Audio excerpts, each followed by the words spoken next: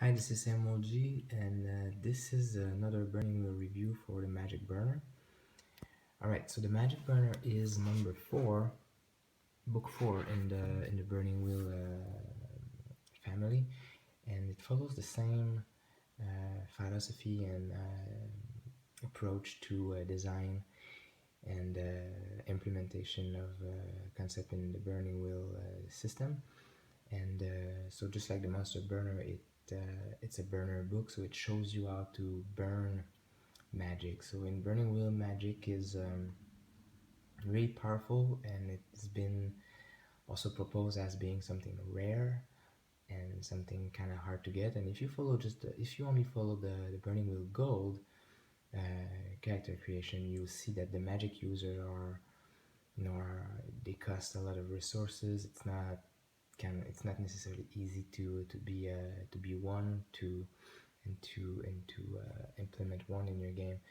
It's kind of expensive, so it is there, but it is also possible to create really high fantasy and like have a lot of magic in your game with Burning Wheel, and this book helps you to do that a lot. Now, what is it exactly? It's basically the same thing as a Monster Burner. Like I said, it teaches you how to burn wizards. So by giving you more life path, more wizard life path for all the races, more wizard settings. Um, Also teaches you how to create your own magic system. With the magic burner, you can design your own spell. You can design your own magic system. It teaches you how to what's the component of magic in the game. So by step, you can create some. I don't know. Let's give you an example. Like you want to create a druid, and you want the druid to have his own elemental magic system to it. So you follow the procedure and you create the magic system, and then you get to play test it. Also, the game gives you the emotional attribute burner, which is great because the game one of the cool aspects of Burning Wheel is the emotional attribute, which is like some kind of an emotional narrative story arc associated to your character. So for example, the dwarf have greed, the orcs have hatred and all that. So it's a nice element. I mean, some people want to create their own emotional attribute and get to play their own emotional story arc with their characters. So that book allows you to do that, and make sure you can do that.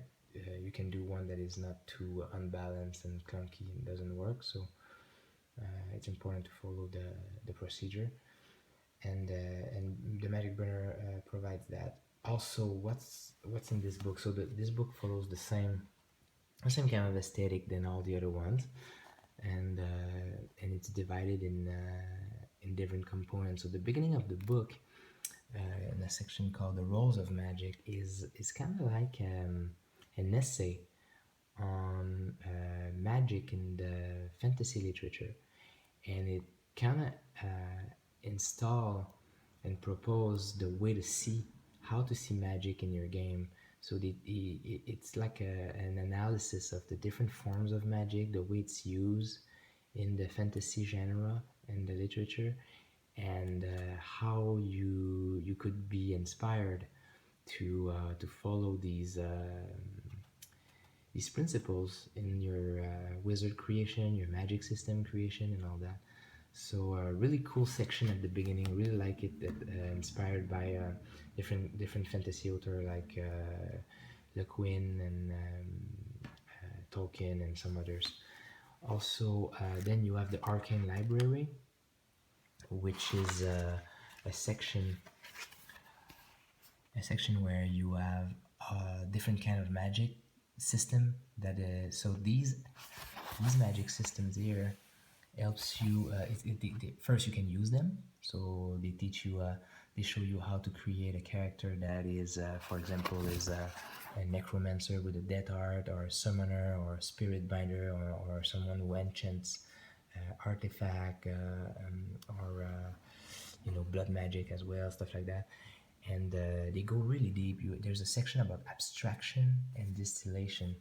This section is really interesting because it's how you can create magic out of nothing, and how to let's say, for example, you take an object and you wanna you wanna infuse magic in it. There's a whole process of how to use your different skills to to make sure that you can. It's like chemistry basically. It's really hard to explain. I used it a couple of times. It's really cool, but it's well worth a read. So these magic systems here, you can use them to be to create a wizard that is like I said, a summoner, a spirit binder, and all that. But it's skill based. It's not that complicated, but it also can serve as an example on how to design your own. Because like I said, you have the magic burner at the end where it shows you how to design your own magic system. So these serves as a good example of that. Art magic is really cool. It's a free form magic system. So it's basically it's a matrix of on how to to just like mage or like ubiquity, having your own, just create your own magic effect out of nothing. Follow the rules of the art magic, and you have a freeform magic system for your game. Really cool as well. For those who don't like spell list, for example. So and then you have a section on artifacts, so magic items in the game, how to use them, how to create them. And yeah, so that's basically it. It's a small book. It's not super big, but it's really packed with a lot of information on magic. They give you an emotional attribute called corruption as well. So this one is really nice. Is when you want to balance your wizards, you give them the emotional attribute corruption, it's basically you corrupt your body by using magic. It's a classic trope in fantasy. And so you become you the more you use the magic, and the more you fail your rolls and stuff, you get more corrupted. Your body changes. You start to become more of a monster or something like that. So you have all kinds of tables to help you follow the different kinds of systems and the different kinds of there's a section on deity, different kinds of gods and stuff, and rituals and religion. So I mean, there's a lot of stuff in this book concerning magic. So I mean, all the question you can have that the Burning Wheel Gold doesn't answer on magic, you can find here. Me personally, I use this book a lot when I play Magic users, because it's really inspiring. I really like the first. I mean, like the rest of the Burning Wheel books, it's well written. I mean, it's like reading an essay on magic, like I said, and they give you all kinds of advice on GMing and how to use magic in the game. Personally, I tried creating my own magic system. It's hard. It's a lot of work. I tried to create a bardic magic system once, and the thing is that they did such a great job of with the arcane library here, with the different sorts of magic system here, like practical magic, which is really cool, or just the raw talent and the gifted, or the art magic, that you end up, I mean, it's almost like they did it all kind of thing. Even if you try to create your own magic system, you end up having just a version of one of these. So sometimes it's easier just to recycle these magic system and make it fit your need.